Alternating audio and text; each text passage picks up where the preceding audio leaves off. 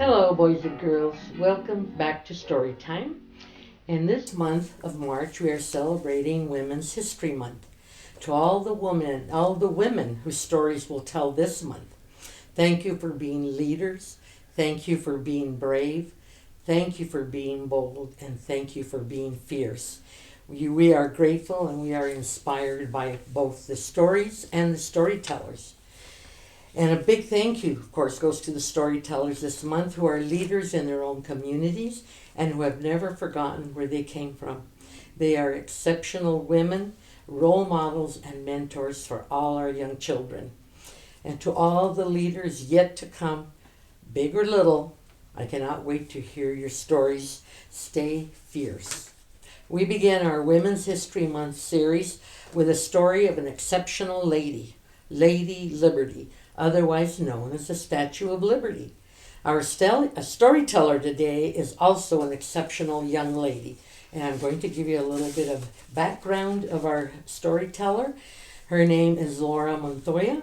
She was born and raised in Las Vegas, New Mexico, and is the daughter of Michael and Geraldine Montoya. She is a Robertson High School Cardinal and graduated from New Mexico Highlands University with her master's degree in public affairs. She has worked for a U.S. Senator, a state treasurer, and the New Mexico House of Representatives, and the Senate, and more recently was the elected Sandoval County treasurer for 8 years. She managed billions of dollars for the people and helped pass more than 20 laws for the state. And she's not stopping there. She is now a candidate for state treasurer. She didn't have enough, I guess. Laura loves that she was born and raised in rural New Mexico.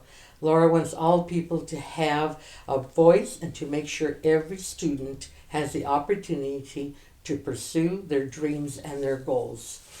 And with that, I am going to introduce to you Lady Liberty. Thank you, Mrs. Griego, and hello, students. The Lady with the Lamp. The shouts heard below deck became in Polish, Italian, and Yiddish, but they all have the same message. There she is! After weeks at sea, Anton knew what this meant. It was the shout he had been waiting for since he and his parents left his friends and relatives in Poland. He rushed on deck to join a growing crowd of passengers gazing out over New York City's harbor. Pushing his way to the railing, he could finally see her, the Statue of Liberty. Suddenly, Anton noticed the crowd around him. Like Anton, everyone was filled with emotion. Some cheered, others wept. One woman bowed her head in prayer. Before heading back through the crowd, he turned and gazed once more into the face of Lady Liberty. For the first time, he truly understood why his parents had brought him here to America. During the late 1800s and early 1900s, millions of immigrants arrived in New York Harbor after a long journey on board overcrowded ships. These immigrants left their homelands in search of a new life in the United States. Many of them left places threatened by war, famine, and poverty. They all had a dream that better things were waiting for them in their new home. When these immigrants sailed toward the city of New York, they saw an amazing light. A light that a giant statue of a woman holding up a torch greeted them in the harbor. The woman seemed to be calling them forward, lighting their way to a better life. In truth, the Statue of Liberty, as she was called, had nothing to do with immigration. Instead, the statue was a gift of friendship between two nations. However, over the years, this statue became a symbol of freedom and hope for all people all over the world.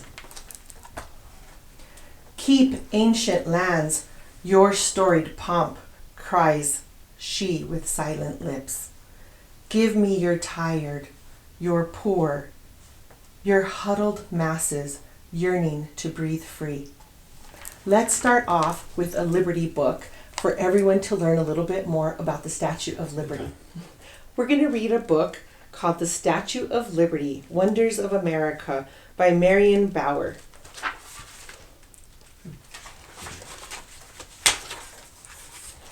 A grand lady stands in New York Harbor. Her name is the Statue of Liberty.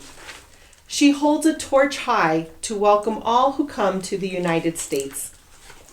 The Statue of Liberty was created by a French sculptor, Frederic Auguste Bartholdi. France gave this beautiful statue to the United States to honor the friendship between the two countries. The people of the United States built the pedestal to receive the statue. American school children, just like you, gave their nickels and dimes to make a place for Lady Liberty to stand. The statue is made from sheets of copper wrapped around a steel structure. She was built in France, then taken apart and shipped to the United States. When she was put together again and set on the pedestal, she stood 305 feet tall. In 1886, that was taller than any building in New York City. When she was unveiled, thousands of people cheered, ships sounded their horns and whistled, and everyone was excited. Guns saluted. Still today, the Statue of Liberty torch burns bright. It reminds all Americans and all who come to America that freedom lives. The rays of the crown. There are 7 rays in Liberty's crown to represent the 7 oceans and 7 continents of the world. The tablet, Liberty's tablet, is inscribed July 4th, 1776 in Roman numerals. This is the date of America's independence from Britain and the date of signing the Declaration of Independence. My clothing, Liberty is dressed as a classical Roman goddess to remind us of the ancient Roman Republic, the basis of America's representation and form of government. The torch. The torch symbolizes enlightenment and the light that human liberty shines around the world. The chains. There are chains and a broken shackle at Liberty's feet. They represent breaking the bonds of slavery, which America abolished at the end of the Civil War. They also symbolize the many immigrants who have broken free from suffering and oppression in coming to America. The height of the statue from base to torch is 151 feet and 1 inch. The total height from the base of the foundation to the top of the torch is 305 feet.